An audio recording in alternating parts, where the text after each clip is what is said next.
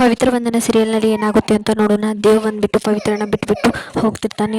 Dev car ಹತ್ಕೊಂಡು ಹೊರಗಡೆ ಬರ್ತಾನೆ. ಆನಂತರ ಅಲ್ಲಿದ್ದ ಜನ ಇವನು ಪವಿತ್ರನ ಇಲ್ಲೇ ಬಿಟ್ಬಿಟ್ಟು ಮನೆಗೆ ಹೋಗ್ತಾ ಇದ್ದಾನೆ, ಇವಳು ಇನ್ನು ಇಲ್ಲಿ ಅಪವಿತ್ರ ಮಾಡಿಡ್ತಾಳೋ ಏನೋ ಅಂತ ಪಕ್ಕದ ಮನೆಯವರೆಲ್ಲರೂ ಮಾತಾಡಿರ್ತಾರೆ. ಆನಂತರ ಏನಾಗುತ್ತೆ ಅಂತಂದರೆ ಇವ್ರು ಮಾತಾಡೋದನ್ನೆಲ್ಲ ಕೇಳಿಸ್ಕೊಂಡ ದೇವ್ ಮತ್ತೆ ಒಳಗಡೆ ಹೋಗ್ತಾನೆ.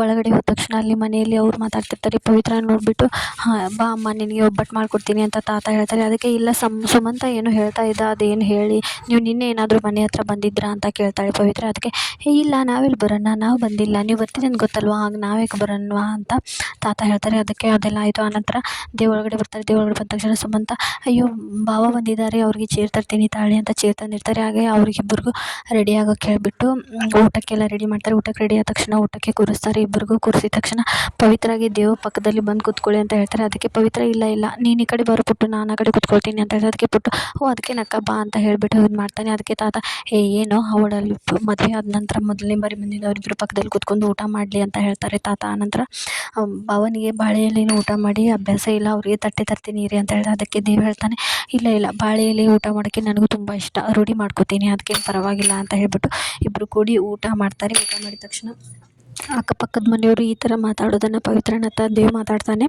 ಇವರು ಹೀಗೆ ಮಾತಾಡ್ತಾರೆ ಅಂತ ಕೇಳಿದ ತಕ್ಷಣ ಅದೆಲ್ಲ ಹಾಗೆ ಪವಿತ್ರ, ನನ್ನ ಹೆಸರು ಅದ್ರ ತಕ್ಕನಾಗಿಲ್ಲ, ಪವಿತ್ರ ಅಂತ ಹೀಗೆಲ್ಲ ಮಾತಾಡ್ತಾರೆ ಅಂತ ಹೇಳ್ತಾರೆ. ಇಷ್ಟ ಆಗುತ್ತೆ ಇವತ್ತಿನ ಎಪಿಸೋಡ್ನಲ್ಲಿ. ಪೂರ್ತಿ ಎಪಿಸೋಡ್ಗಾಗಿ ಸಬ್ಸ್ಕ್ರೈಬ್ ಮಾಡಿ, ಸ್ಟೇ ಟ್ಯೂನ್. ಅದೇ ರೀತಿ ದೇವ ಮನೆಯಲ್ಲೂ ಕೂಡ ಇದು ಅಪವಿತ್ರ ಇದ್ದವಳು ಚಾಂಡಾಳಿ ಮನೆ ಬಿಟ್ಟು ಹೋಗಿದ್ದಾಳೆ, 1-2 ದಿನನಾದರೂ ಆರಾಮಾಗಿರ್ಬೋದು ನಾವು ಮನೆಯಲ್ಲಿ ಅಂತ ಎಲ್ಲರೂ ಮಾತಾಡ್ತಿರ್ತಾರೆ.